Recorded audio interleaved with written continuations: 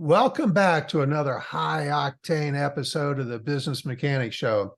I'm your host, Vaughn Sigmund, and today we're gearing up to turbocharge your leadership skills. And steering the conversation today, you love all these little puns I'm putting in there? Steering the conversation with me is a special guest who you've heard before. I'm fortunate to have him back. Aaron Van Doren of Results Driven Leadership is back. Eric's known for transformative leadership insights, and he is going to help us uncover the 11 tips on how to be a more authentic and successful leader. That's a really long title, a lot in there, but we're going to give you some really good ideas and thoughts on how to be more authentic and thus a more successful leader. And whether you're driving a startup or cruising with an established corporation, today's episode is the tune-up you've been waiting for. So buckle up, everybody. It's time to rev up your leadership engines, I promise you. So let me start by this. In today's very dynamic business world, leadership goes way beyond simply holding authority, being in control. Way past that. And Eric and I were talking about this before we got on today. It is more imperative today than it's ever been. It's about nurturing relationships. It's about fostering trust and embracing authenticity. And let me tell you, you cannot foster trust. You cannot nurture relationships if they don't think you're being real. And it needs to be you. You need to be authentic. You need to establish your style and stick with your style and continue to hone your style. And we're going to help you today start figuring out some approaches to being a more authentic leader, because you need to lead with your heart. I want to let that pause for a second. You need to lead with your heart. So many uninformed managers out there are trying to lead through tasks and functions and to-dos and telling people what to do.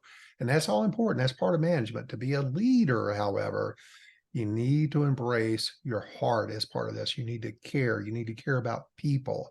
You need to care about your impact on people, because they go home and impact people. And authenticity has now become in my opinion, our opinion, vital characteristic of all successful leaders. By being genuine, by being true to ourselves and transparent, we will earn, and you've heard me say this so many times, if you've listened to the show for a while, you must earn respect. And by being genuine and authentic and transparent, you earn respect, you earn trust. And because of all that, you're elevating the respect people have for you. You're elevating your leadership to all new heights. Sounds easy. It is vital to do, but it's very hard to get your mind wrapped around it and understand where I need to go with this. What do I need to do? And hopefully today we'll give you some ideas. Eric, what are your thoughts on all this? Yeah, I think there's a piece out there. The more people we talk to in interviewing, conversation, that what people want, the employees and employers really both want, is transparency, right? There's always been a given thing where I tell you what to do and you just do it. That's how it used to be. And those lives and the Gen Zs and the Xs, thank God for the Xs. They've changed the world for us in some degree to look at it. They tilted it. And now it's become more of a level playing field, which is, for some, is very scary, Vaughn. If you've got a title, it's easy to lay back on a title in a second and to say, hey, I'm the boss. Yeah, there's always going to be those times where you're the boss. But the truth is, if you ever say I'm the boss, you're probably not the boss. That's a pure fact. Effing yourself. You are effing yourself if you say that. Absolutely. Yeah.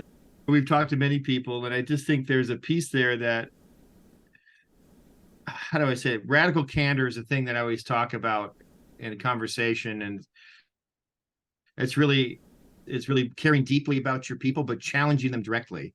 They want to know where they stand in the operation, how they're doing at all times. And to give that feedback and transparency, it allows them to grow and know where they're not going to go to other places and work on. They see they got everything right in front of them. They're going to grow with you. And I think that's apparent. And I think this piece is, I know there's 11 steps and we look through those pieces.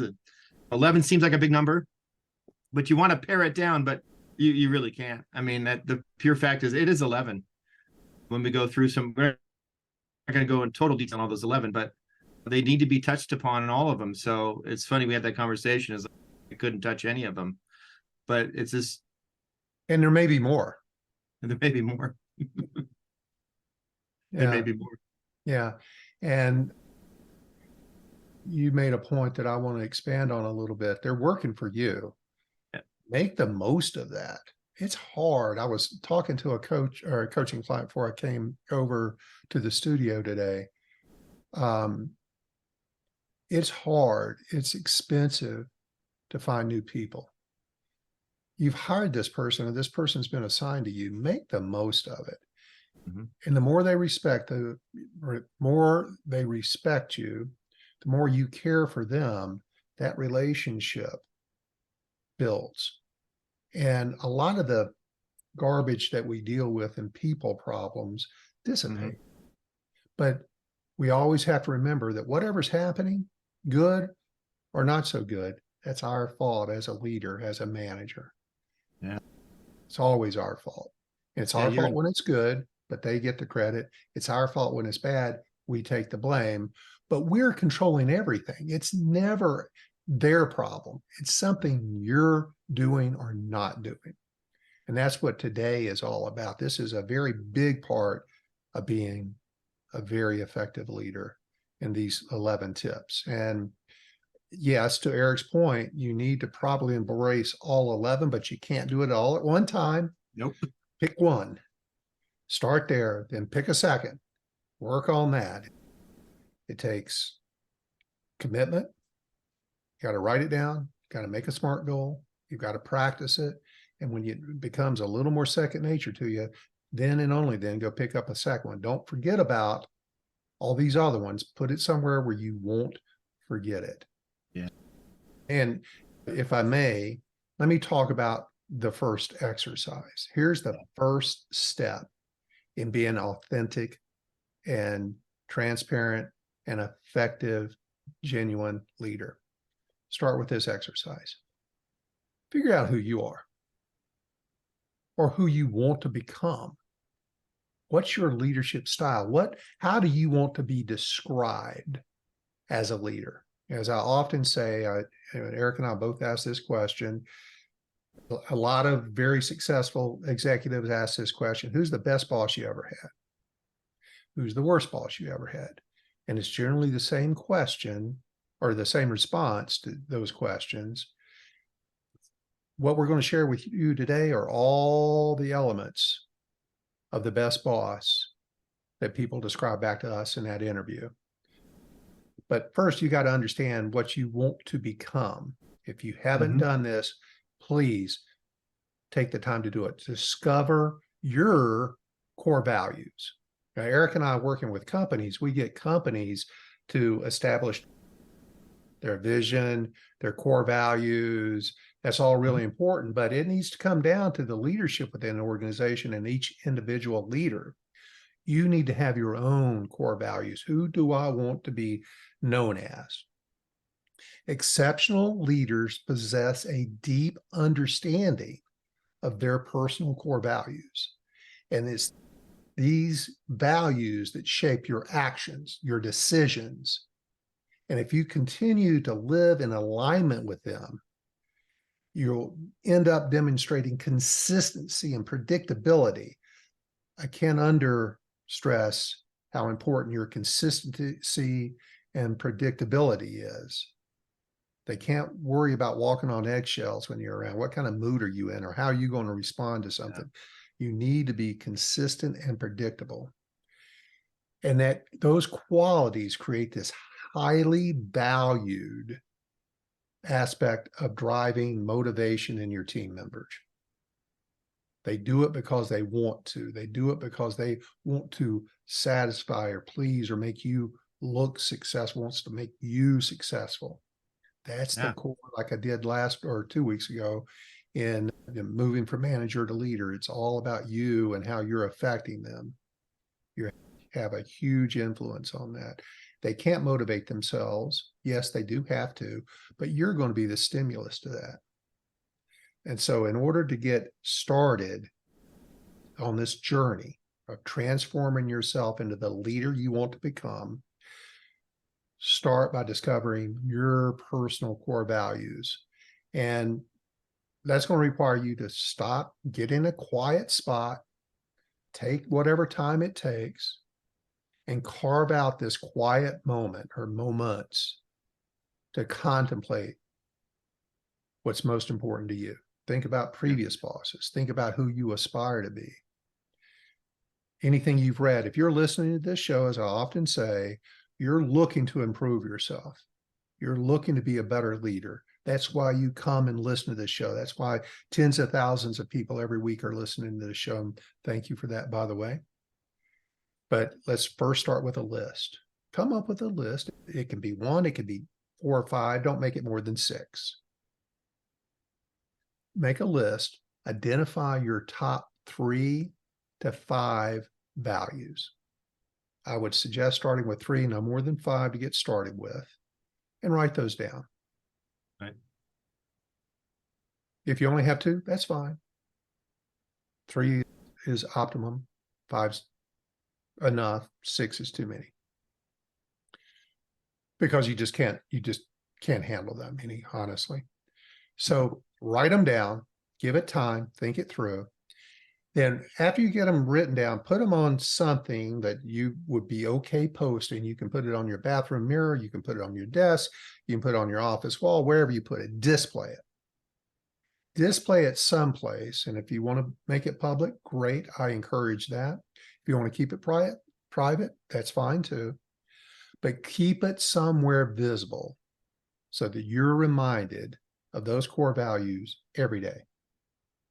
And even if you stop looking at it, it's subliminally reminding you of who you're either are or going to be. But most importantly, so you've listed them out, you've displayed them. Now I've got to start working on them. I have to commit to making daily effort to embrace, to embody these values, and making sure that I understand the relationship between those values and then guiding my actions, guiding my decisions, my responses. It's your roadmap to successful leadership is these core values. So, Eric, you and I have talked about this. It's funny. You and I both have been through this exercise personally. We had ours written down. We've lived by them for years.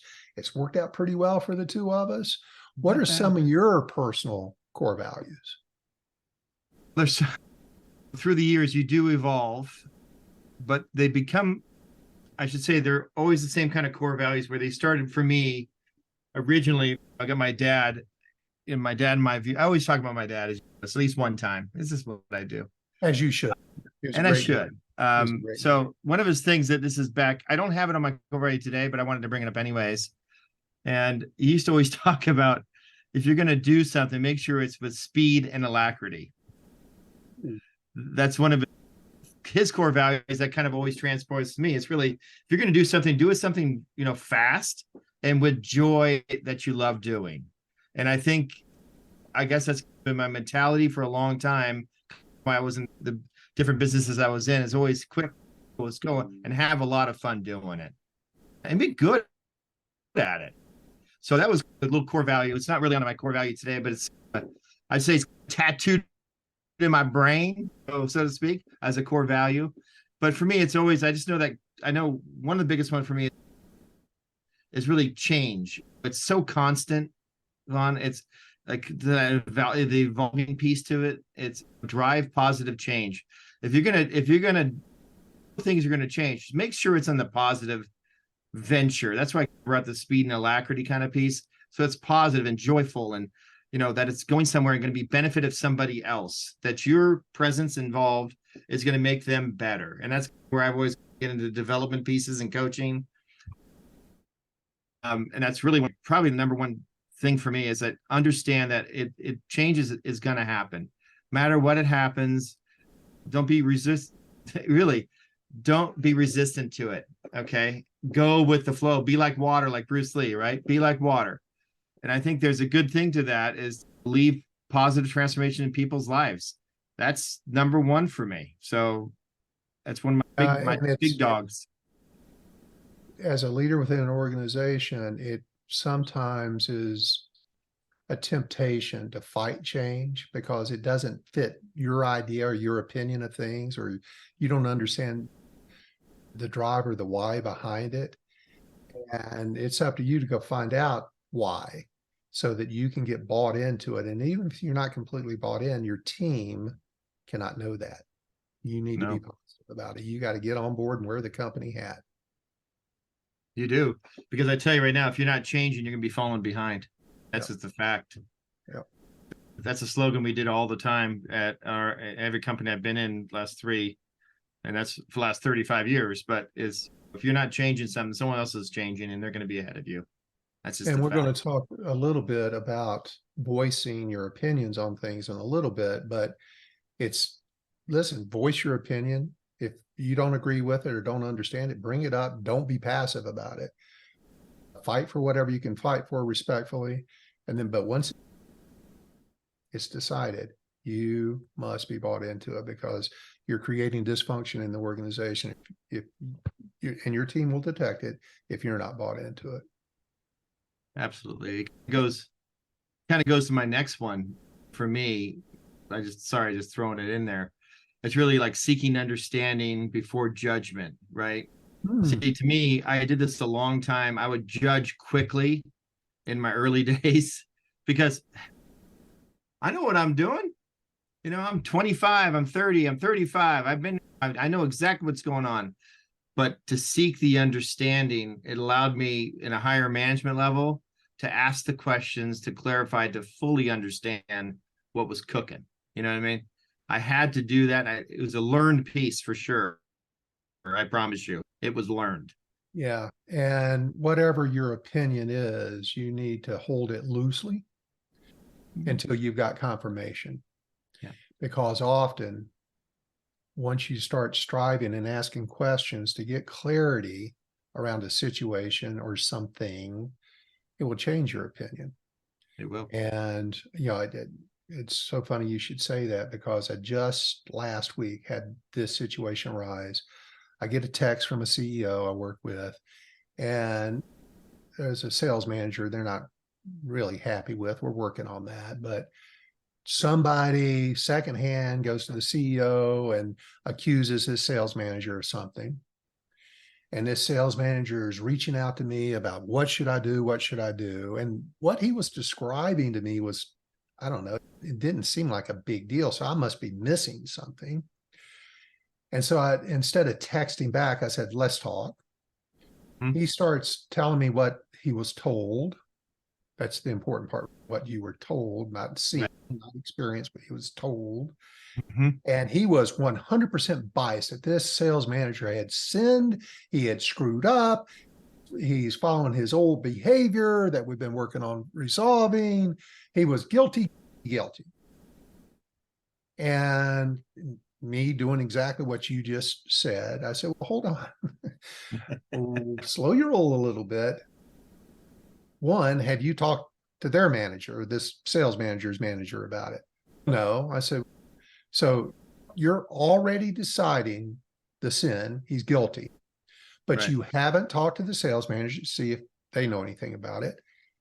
You're already managing this situation. So what are you doing involved in this? Why aren't you talking to the sales manager about this? Because that path of hierarchy to management is important.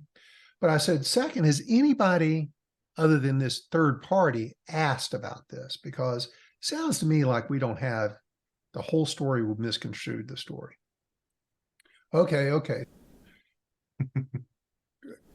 Now we got to go to the sales manager's manager. And sure as hell, sales manager's manager sits down with this sales manager and says, hey, listen, we heard something along the lines of this. And this sales manager looks at him and says, what are you talking about? Well, this and this. I said, no, here's what happened. And he has a perfect explanation. It's perfectly plausible, 100% truthful. And had the CEO not followed the path of what you just suggested, seek to understand. They can understand. Before you create this bias, this opinion, if you don't remind yourself to do that every single situation you can, you're going to step in it like this CEO almost stepped in it. Thank God he reached out to me. We redirected this path. It ended up being a big nothing burger. Yep. But he was on a 10, ready to blow this guy up, and he hadn't done anything. And Eric, you and I both had our share of stepping in it a few times. Sure. But we learned from that. And it's probably the reason why that's on one of your core values. Yeah. Because it's one of the reasons why I wrote the book, The Roadmap to Difficult Conversations, because there was a difficult conversation need to take place here, and he wasn't doing it. And radical candor and feedback and all that stuff. So great. Right. Very good. Yeah. May I get one in? Absolutely. One of mine. And it's something that came very naturally to me. But once I understood it was a superpower, it was super effective for me, I stuck with this. And I never, for my 40 plus year career, never departed from fostering genuine connections. Meaning, I prioritized, and nobody can dispel this, I prioritized building strong professional relationships. I didn't become friends with anybody I worked with. They were professional relationships. I showed empathy. It was all based on caring about my employees, my direct reports, and understanding them, understanding their goals, their values, what they were striving for, what they loved to do, what they didn't like to do, what their strengths were, and encouraging them, having great developmental conversations with them, or just listening to them, because very often they want to complain. I'd rather they complain to me than somebody to start gossiping with somebody else. Yep. Cut out a lot of BS. And I approached every interaction, even the difficult ones, and I had plenty of difficult ones, but I approached it with compassion, and I focused on achieving the best outcome for everybody, not just for me, not just for me, not just for the company. What's the best outcome for everybody on this? And my decisions have always been influenced by real people, real stories. It's always been rooted in facts, rooted in data, because one of my famous lines that people got sick of me saying, let's go and see, let's go and find out, because I never would take anything on face value. Never. Ever. Because that's what caused me to step in it a few times. So jumping to conclusions, bias, confirmation of your bias, because we're all full of that. We form an opinion, that's our bias, and we're looking to confirm that. Just don't do it. But most importantly, build these strong relationships. Make it about your people. The more you take care of your people, the more they'll take care of you, and the better the outcomes will be. So that's what I was taught too. That's on the list. Relationships, where it's all about, as you always say, every business is, no matter what business you're in, you're in the people business. Absolutely. Yeah. That's a line that it could be on the list there. I'm just saying that's component that's always on my, and that is exactly where the root of that came from. No matter what business I was in, I was a bunch of different businesses. I did almost everything but be a horse jockey. You're too tall for that. Exactly. Probably been pretty good. My legs were dragging, but couldn't get up any speed. No. But You use that as core value, you're not going to go wrong. Never. What's another one of yours? Another one of your core values? I talked about the positive change, and change is constant, care deeply. I think there's just one more piece that I love is we talk about it on often. A lot of our components in our coaching, in our corporate coaching, is really ownership and accountability. I think there's a piece there that if you do something, right, if you own something, it becomes more real. Kind of your component at the beginning. Whoever listens to this podcast again should go back to your beginning piece. And it was perfectly said. The way you talked about how, if you own who you are, we've talked about this many times, people will believe you because it is you. You're authentic, right? I think that's the aspect of this is ownership and accountability. If you did something wrong, Vaughn, hey, my bad. You said that, my bad. I'll fix it. This is what we got to do it and get out of it. Do not be afraid to make mistakes, man, ever. You'll be That's how you grow. respected for owning it. You'll be Absolutely. respected for it. Yeah. So that's just the ownership, accountability. That's what I grew up to. But in the companies I've been in and really my personal life, it's really the piece there is you own what you've done. And you don't try to say, it was his fault. It wasn't. Listen, as the boss, as you said before, it's anything happens on your team, it's you. Everything happens that's good, it's them. Yeah. And blaming it on somebody else will never get you anywhere. Just own it and fix it. And it's our natural tendency to want to get it off of us. Our self-esteem wants to point the spotlight to somebody else because we don't like to admit that we screwed up. But let me tell you, you embrace what you're talking about, ownership, accountability, and you said, my bad. Yeah. Even if it's not your fault, right? Directly, take responsibility for it. People are going to love you for it.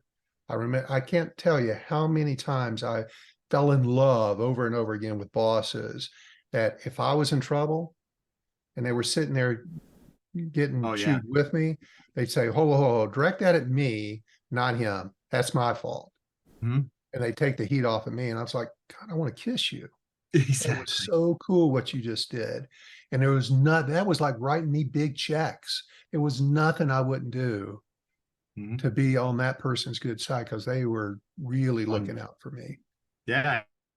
And even when you're working a group on, many times you'll say something, oh, that didn't work. That's really my idea. My bad. And then somebody else pitches in and says, all of us. And you're like, okay. And the person that's in charge of and you're like, yeah, that's a team, man. You start doing that stuff, it's good. Yep. Yeah, absolutely. Collaborative. Yeah. And into that team point, one of the things I learned this a little later in my career, but once I learned the value of it, man, did it go on my core values. And that's collaboration, being excellent at collaboration. And because I recognized that collective wisdom, it was after I went and started working on myself based on some 360 feedback. Yeah. Because I thought my opinion, my idea was the way to go. Yep. And once I got enough feedback that maybe I was being a little too forceful, I went to work on that. I learned to collaborate. And I learned it was this, I remember the aha moment. Oh, if I do that, everybody's going to be bought in. I get a better outcome. I'm very intentional. There's not a altruistic bone in my body. So I understood very quickly if I made a change, how that valued me. But this collective wisdom, I call it often, people have listened to this podcast, the collective pool of knowledge, and getting everybody else's insights, getting as many people as I can, especially the stakeholders, and getting their opinions, getting their experiences, getting their thoughts. It fosters this culture of collaboration. They feel like now they're part of the decision, so they're bought into the decision. By getting their input, let me tell you, 100% of the time, my idea became a better idea. They thought of things I didn't think of. They added things that I didn't think of.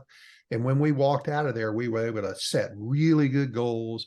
We were able to implement changes and make positive influences within the organization and teams by getting all these very diverse perspectives on things. That really helped me guide the team towards a very high level of success. And I used to have monthly conference calls with salespeople, technicians, buyers, business office associates, sales managers, just asking for what they need. What do we want to change? What can we do better? And if I had an idea, I would present it to them on these conference calls. Nobody else in the company did that. No. I had 8 counterparts, not a soul did that. I did it, and it was one of the reasons why we kicked every other region's butt in improved sales year over year, the lowest turnover, highest customer service scores, highest margins. I could go on and on.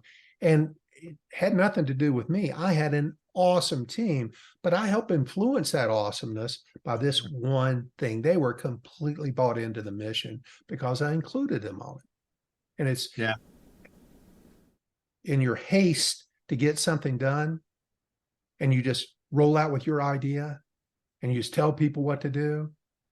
It's very efficient, but it's not very effective.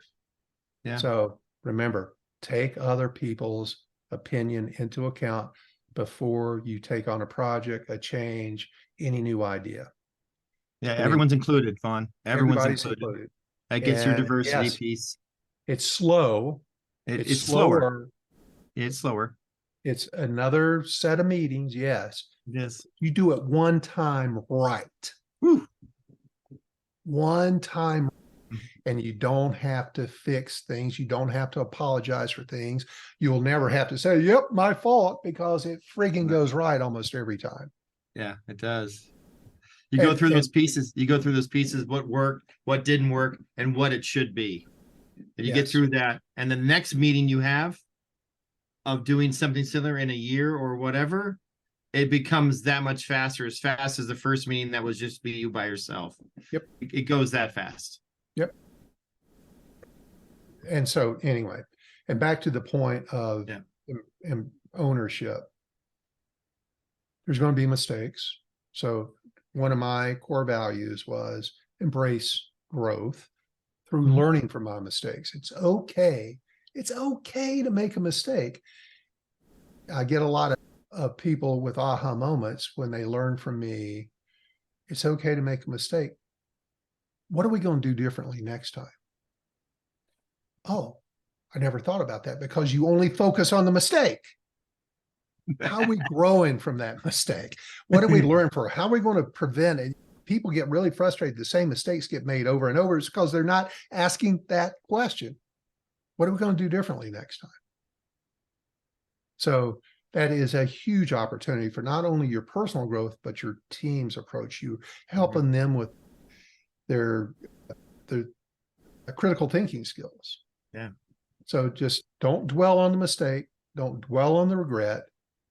Reflect and learn and commit to doing better next time. That's being resilient. You're going to be facing all kinds of challenges. You're going to make mistakes. Your team's going to make mistakes. But if you learn from those mistakes and you allow those mistakes to happen, by being too controlling or being too hard on people when they make mistakes, they quit trying. Yeah. When you get frustrated with people, they're not very productive, or they never say things in meetings, or they never bring me any ideas, or they never tell me what they're really thinking. Really? I guarantee you're not doing this if that's the case. Guarantee. Guarantee. Because they're afraid. Who wants to go through that hell? Right? No. But if you say, okay, bad, don't want to do it again, what are we going to change to make sure it's better next time? It's Kaizen. It's continuous learning, continuous improvement. Toyota, they make a mistake, they shut down the factory, they fix whatever the root cause is, and we start up again. Nobody gets blamed. Nobody gets written up. Fix it, move on. Now, we've spent a bunch of time Good on time. our core values. And Good so, time. Eric, you and I need to, in order to keep this under 7 hours, get through what the rest of the 11 tips are. So tip 1 was coming up with your core values, write them down, post them, commit to them, start practicing them. And we just gave you some ideas. These aren't the ones. There's a bunch of ones out there, but those are some that we had, that we followed, that were highly effective for us.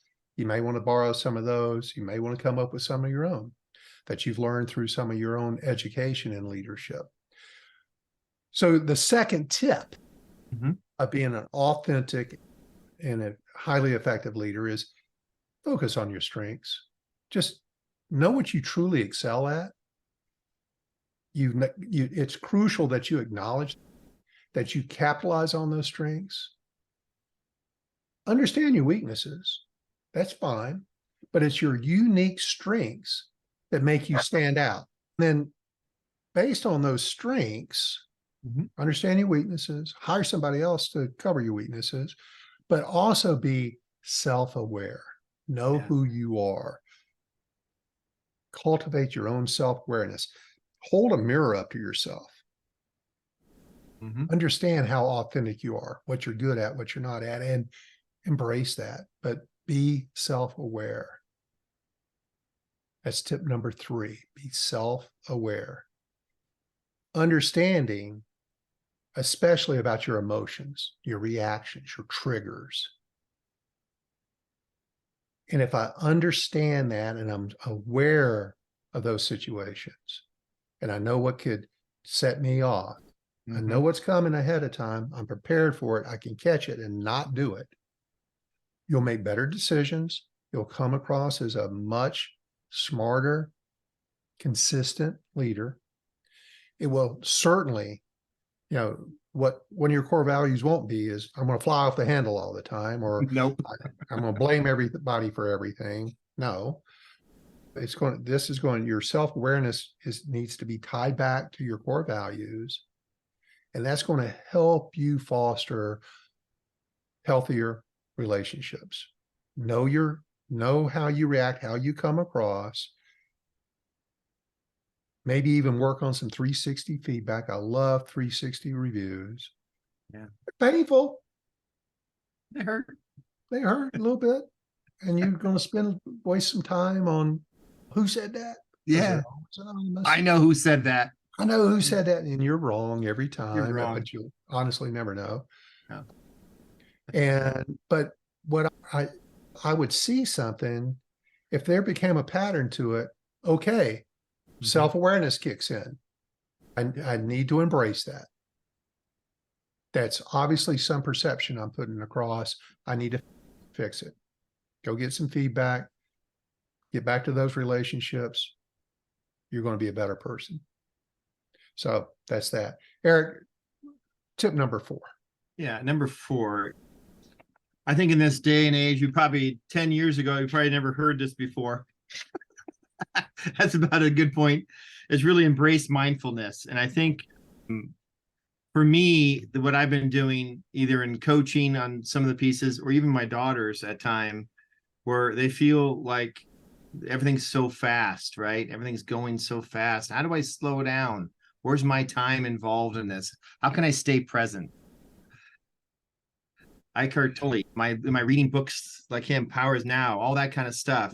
But to me, I always looked at it as, listen, there's 168 hours. I got my numbers thing. I got it from you, I think. But 160 hours in a week, Fawn, right? You're sitting there and you sleep. Let's say you sleep 8 hours a day. We hope. I wish I could. But let's say you did. That's 56, right? You got 112 left, right? Let's say you work. You're a great worker, 40 to 60 hours a week you work, right? So you're still left with 50 hours in the week. When I always break this down to people, they always go, that's a lot of time. And guess what? It is. All we're trying to do here, the mindfulness thing, it's really 10 minutes a day, okay? If you just have a 10-minute piece where you just crack down Think about what your piece is, your breathing, what you want to accomplish. You calm down. You do that 2 times a day. That's another 1 to 2 hours a week. That's all we're asking for. Very simple stuff. So Excellent. to me, Excellent. Very that's good. what. Number 5, step out of your comfort zone. If you're comfortable, you're not growing. To be a leader, you have to grow. And in order for you to have personal and professional growth and see it skyrocket, you need to be uncomfortable. It's the key to authenticity. Don't be afraid to say no to tasks. Don't be afraid to share your opinion. Don't be afraid to start doing something you've never done before and suck at it. Don't just embrace that. Get out of your comfort zone.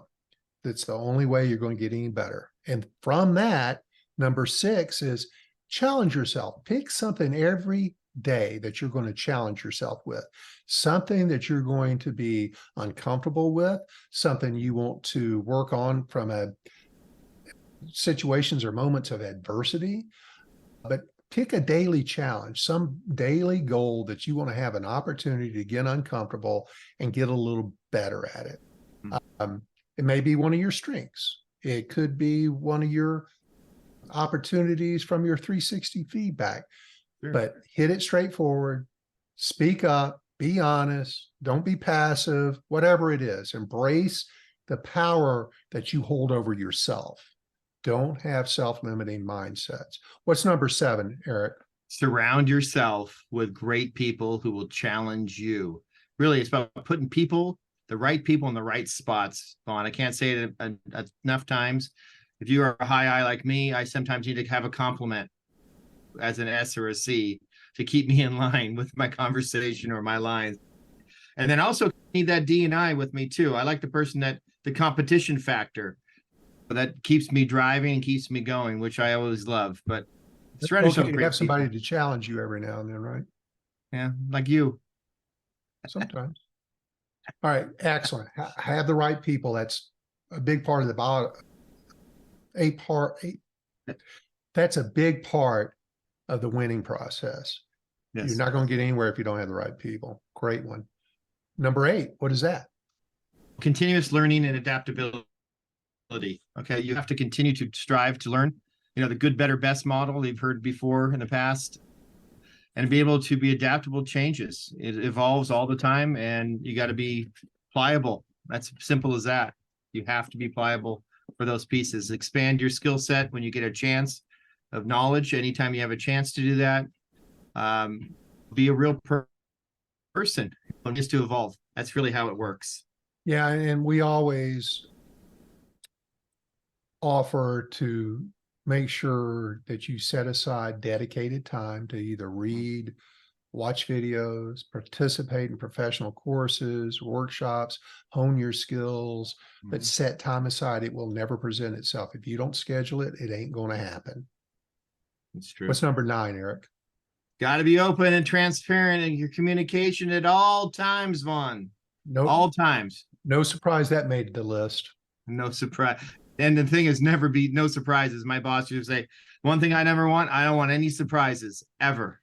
As a boss, you remember that? You don't want those big surprises. So cultivate a culture of honesty. Obviously, with your own mentorship, the way you do things, they'll follow you. Make a team members feel important. Always important to do that. To say, okay, this is what I like. This is what I don't like. Great job on this. Give us affirmation. And I think you mentioned earlier about misunderstandings. Make sure that gets cleared up. I think you mentioned a good point earlier in the call today. And listen, transparency, it has to be clear, both sides, above as well below, and peers. So keep the transparency going on at all times. 100%. If you need to say something, say it. If your gut is telling you to avoid it, don't avoid it. Go have that conversation. Making sure that you take time to think about it, keeping everybody in the loop.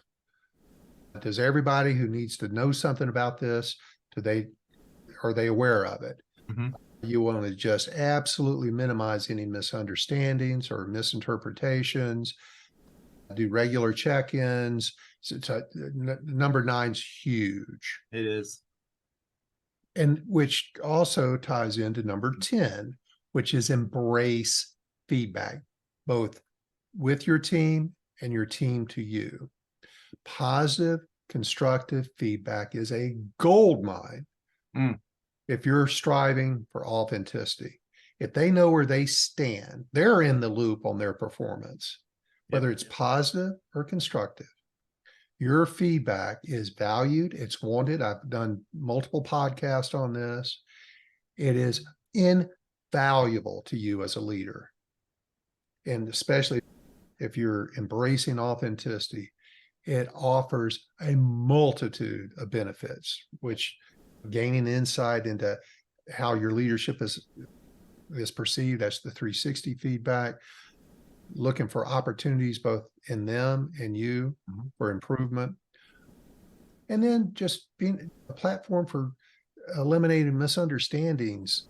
Let's get this cleared up. The sooner, the better. And if it's on you, if you got an open door and you're easy to talk to, they're going to come and tell you about it. Not your boss, not HR, not somebody else. It eliminates the gossip. Oh, straight line, beeline. Right. I'll allow you to handle number 11. I'm not the empathetic person, I guess. I'm kidding. Of course I am. It's one of my strengths or superpowers, I think you mentioned earlier. Listen, it's about caring deeply, challenging directly. It's forging genuine connections with people, because people, they make everything go around. You have to have connection with them, not phony connections, real caring relationships. So they can come to you, like you mentioned before, for your feedback. Because if they don't think you care about them, they ain't going to give you any feedback. Like you said, number 10, they're just not going to do it.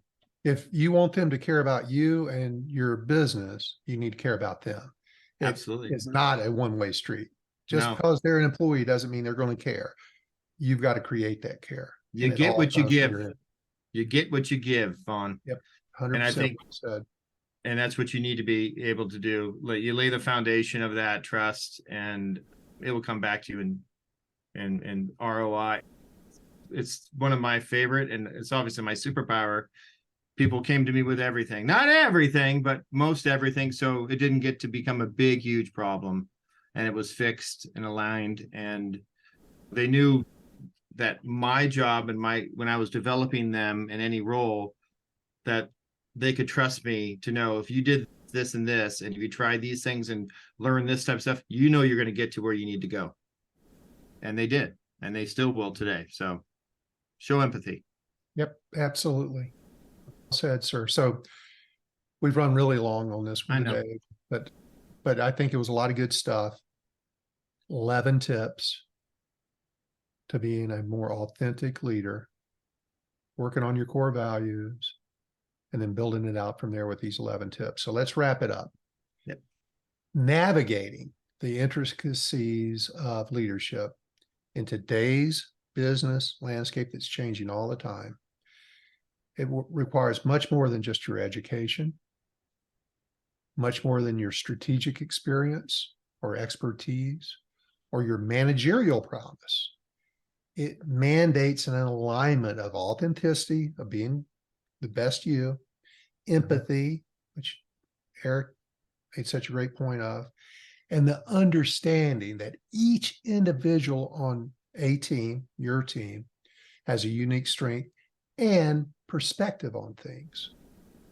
And throughout this podcast, we've delved into the significance of these core values that you need to create and live by.